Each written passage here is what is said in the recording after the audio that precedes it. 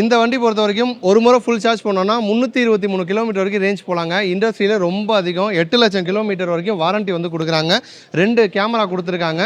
ஒரு blind spot ஏரியாவில் ஒரு வெஹிக்கிள் வந்தால் கூட டக்குன்னு நமக்கு அலாட் பண்ணுறதுக்காக ரேடார் டெக்னாலஜி வந்து கொடுத்துருக்காங்க. 350 சிசி பைக்குக்கு ஈக்குவலான பவரை 40 ஹெச்பி பவர் வந்து ப்ரொடியூஸ் பண்ணுது. இன்னும் நிறைய இன்ட்ரெஸ்டிங்கான விஷயங்கள் அல்ட்ரா வயலட்டில் புதுசாக லான்ச் ஆகிருக்கு. X47 பற்றி நம்ம வந்து பார்க்க போகிறோம். எந்த ஒரு நியூ ப்ராடக்ட் லான்ச் ஆனாலுமே எந்த அளவுக்கு ஃபாஸ்ட்டாக கொடுக்க முடியுமோ அந்த அளவுக்கு நாங்கள் வந்து உங்களுக்கு கண்டென்ட் கொடுத்துட்ருக்கோம். நீங்கள் பண்ண வேண்டியது மறக்காமல் நம்ம சேனலை சப்ஸ்கிரைப் பண்ணி சப்போர்ட் பண்ணுங்கள். இன்ஸ்டாலையும் வந்து ஃபாலோ பண்ணுங்கள். வாங்க படம் வீடியோக்குள்ளே போகலாம். அல்ட்ரா வயலட் பொறுத்த வரைக்கும் X47 இந்த ப்ராடக்ட்டை வந்து கிராஸ் ஓவர் அப்படின்னு வந்து சொல்கிறாங்க. ஜென்ரலாக இந்த கிராஸ் ஓவர் அப்படிங்கிற டேர்ம் வந்து கார்களில் தான் நம்ம வந்து கேட்டிருப்போம். அதாவது கிராஸ் ஓவர் கார் அப்படின்னா ஒரு ஹேஷ்பேக்கும் இருக்கும், ஹேஷ்பேக் மாடலில் வந்து இருக்கும். எஸ்இவிக்கான அந்த ஒரு லுக்கும் வந்து இருக்கும். நமக்கு வந்து ஃபியூவல் எஃபிஷியண்ட்டாகவும் இருக்கும், ரகடான லுக்கில் வந்து இருக்கும். அது கார்களில் சொல்லுவாங்க.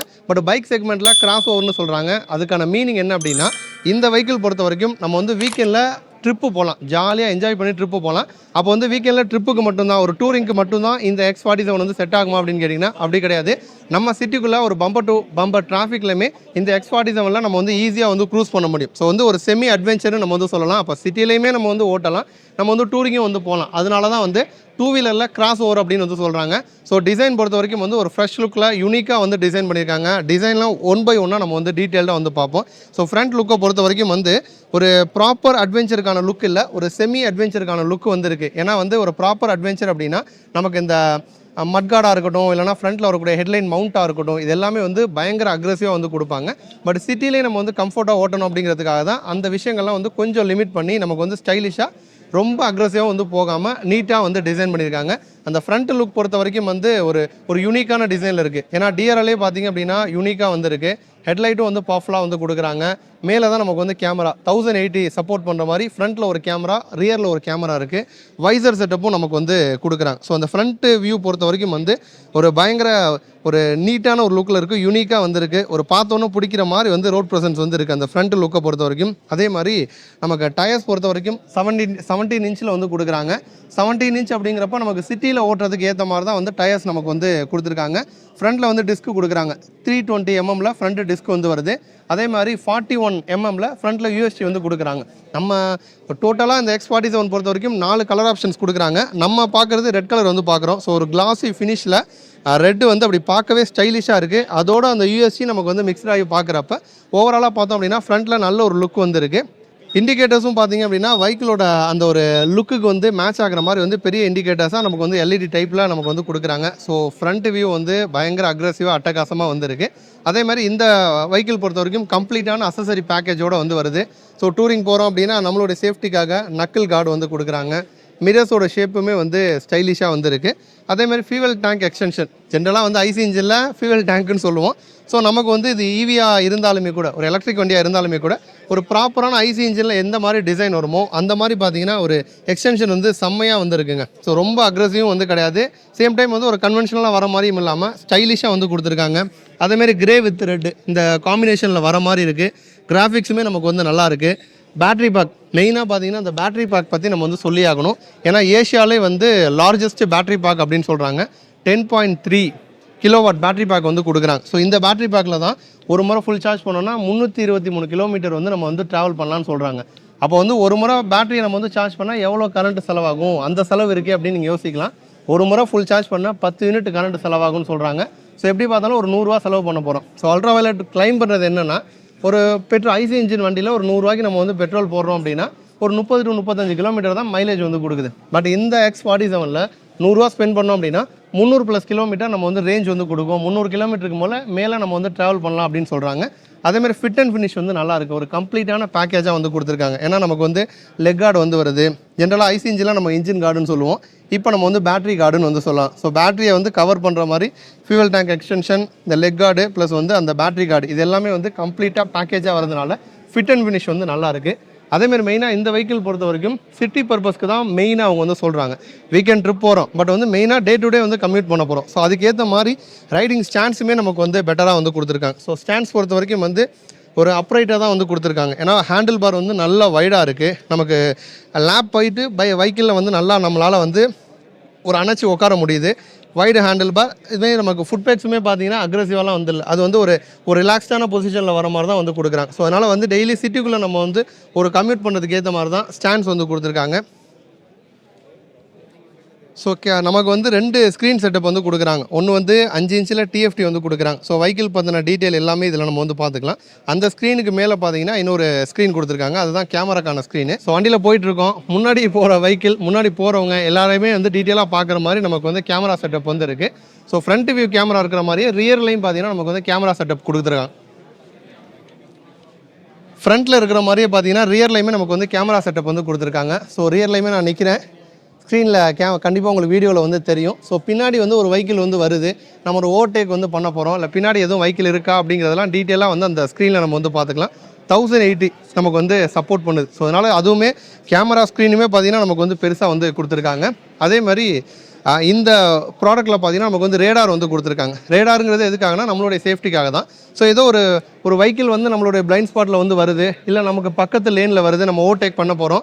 இப்போ நம்ம ஓவர்டேக் பண்ணோம் அப்படின்னா ஆக்சிடென்ட் ஆகும் அப்படின்னா அதற்கான அலர்ட் எல்லாமே வந்து மிரர்ஸில் வந்து நமக்கு வந்து தெரியும். ஸோ மிரர்ஸில் நமக்கு வந்து அலர்ட் வந்து வர மாதிரி பார்த்தீங்கன்னா கொடுத்துருக்காங்க. ஸோ இந்த மாதிரி விஷயங்கள்லாம் வந்து ஃபஸ்ட் இன் செக்மெண்ட் அப்படின்னு வந்து சொல்லலாம். அதுவும் வந்து இந்த டூ வீலர் இண்டஸ்ட்ரியில் இப்போ தான் ஃபர்ஸ்ட் டைமாக நமக்கு வந்து கொடுக்குறாங்க. ஸோ கேமரா வருது, ரேடார் வருது. ஸோ ரேடாரில் இதை தாண்டி இன்னும் சில ஃபங்க்ஷன்ஸ் எல்லாமே வரும். இப்போ வந்து ஃபஸ்ட் டைமாக நமக்கு வந்து ஒரு மோட்டர் சைக்கிளில் ரேடார் டெக்னாலஜி வந்து கொடுத்துருக்காங்க.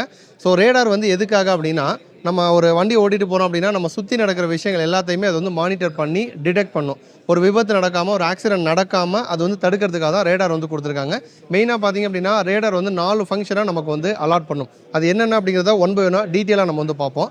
ஜென்ரலாகவே வந்து ஒரு வண்டி ஓட்டிகிட்டு போயிட்டுருக்கோம் அப்படின்னா பிளைண்ட் ஸ்பாட்னு ஒரு ஏரியா இருக்கும். அது டூ வீலருக்கு மட்டும் கிடையாது, காரு எல்லா வெஹிக்கிளுக்குமே இருக்கும். இப்போ ஒரு பிளைண்ட் ஸ்பாட் அப்படிங்கிறது இந்த வெஹிக்கிள் அப்படின்னா ஒரு குறிப்பிட்ட ரேஞ்சில், ஸோ இந்த இடத்துல சைடில் நானும் ஒரு வண்டியில் ஒருத்தர் போகிறாரு, நானும் சைடில் வரேன் அப்படின்னா அந்த ரேஞ்சில் நான் வரும்பொழுது நான் வந்து மிரரில் வந்து தெரிய மாட்டேன், என் வெஹிக்கிள் வரதே அவருக்கு வந்து தெரியாது. பட் இப்போ ரேடார் இருக்கிறதுனால X47 நமக்கு வந்து மிரரில் வந்து அது வந்து அலாட் பண்ணும், டிடெக்ட் பண்ணும். அதாவது பிளைண்ட் ஸ்பாட்டில் வெஹிக்கிள் வந்து இருக்குது அப்படின்னு நமக்கு வந்து டிடெக்ட் பண்ணும். அப்போ மேக்ஸிமம் வந்து அந்த மாதிரி சிச்சுவேஷனில் நம்ம வந்து ஒரு ஓவர்டேக் பண்ணுறதோ, இல்லை வண்டி வருது நம்ம வந்து ஒரு அவேர்னஸ் நமக்கு வந்துடும். ஸோ ஓவர்டேக்லாம் வந்து பண்ண மாட்டோம். ஸோ அந்த ஒரு ஃபங்க்ஷன் வந்து இருக்குது. அதை தாண்டி பார்த்தோம் அப்படின்னா அந்த லேன் சேஞ்ச் பண்ணுறோம் அப்படின்னா அதற்கான வார்னிங்கும் நமக்கு வந்து காட்டும். இப்போ ஒரு லேனில் நம்ம வந்து போயிட்டுருக்கோம், சடனாக வந்து நம்ம வந்து ஒரு கட்டடிச்சு போகிறோம், ஓவர்டேக் பண்ண போகிறோம் அப்படின்னா லேன் வந்து சேஞ்ச் பண்ண போகிறோம் அப்படிங்கிறப்ப அதையுமே சுற்றி பார்த்தீங்கன்னா நமக்கு வந்து அது வந்து மானிட்டர் பண்ணிகிட்டே இருக்கும். ஸோ சைடு லேர்னில் ஏதோ ஒரு வெஹிக்கிள் வருது அப்படிங்கிற பட்சத்தில் நமக்கு வந்து அலாட் பண்ணும். அதுவும் வந்து ஒரு பர்டிகுலர் ரேஞ்சில் நம்ம வந்து ஒரு ஓவர்டேக் பண்ண போகிறோம், இல்லை சைடில் இன்னொரு லேன் சேஞ்ச் பண்ண போகிறோம். அப்போ அந்த லேர்னில் ஒரு வெஹிக்கிள் வந்துட்டுருக்கு, நம்ம சேஞ்ச் பண்ணோம் அப்படின்னா ஆக்சிடென்ட் ஆகும் அப்படின்னா அந்த ஒரு ரேஞ்சையுமே பார்த்தீங்கன்னா நமக்கு வந்து மானிட்டர் பண்ணி மிரரில் வந்து நமக்கு வந்து ஒரு அலாட் வந்து பண்ணும்.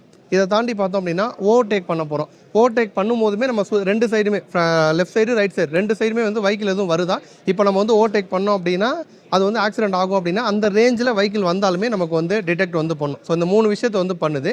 இதை தாண்டி பார்த்தீங்கன்னா 4வது முக்கியமான ஒரு ஃபங்க்ஷன் வந்து ரியர் கொலிஷன் வார்னிங் அப்படின்னு சொல்லிட்டு இன்னொரு ஃபங்க்ஷன் வந்துருக்கு. ஜென்ரலாக வந்து வண்டியில் போயிட்டே இருக்கோம் நம்ம டூ வீலரில், பின்னாடி வந்து ஒரு கார் வருது, இல்லை பின்னாடி வந்து ஒரு மோட்டர் சைக்கிள் வருது அப்படின்னா ரொம்ப க்ளோஸாக வராங்க அப்படிங்கிற பட்சத்தில் அது வந்து அலாட் பண்ணும். நமக்கு வந்து ஹசார்ட் வந்து ஆன் ஆயிரும். ஹசார்ட் அப்படின்னா 4 இண்டிகேட்டர்ஸ் வந்து நமக்கு வந்து பிளிங்க் ஆகும். சேம் டைம் வந்து நமக்கு மிரர்லையுமே பார்த்தீங்கன்னா வார்னிங் வரும். ரொம்ப க்ளோஸாக வந்து வெஹிக்கிள் வருது அப்படிங்கிறதுக்கான வார்னிங் மிரரில் வந்து வரும். சடனாக நமக்கு வந்து இண்டிகேட்டர்ஸ் எல்லாமே வந்து பிளிங்க் ஆகுறதுனால பின்னாடி வர வெஹிக்கிளுக்கும் அது வந்து ஒரு அலாட் பண்ணுற மாதிரி. அப்போ வந்து அந்த ரியர் கொலிஷன் வார்னிங் அப்படிங்கிறது நமக்கும் அலாட் பண்ணும். நம்ம வந்து ஒரு டூ வீலரில் போயிட்டுருக்கோம், நமக்கும் அலாட் பண்ணுது. பின்னாடி வர வெஹிக்கிளுக்கும் வந்து ரொம்ப க்ளோஸ் ரேஞ்சில் வரீங்க அப்படின்னு அவங்களுக்கும் வந்து ஒரு வார்னிங். சடனாக வந்து 2 இண்டிகேட்டர்ஸ் வந்து பிளிங்க் ஆகும்போது அவங்களுக்கும் வந்து அவங்களும் ஒரு அவேராக இருப்பாங்க.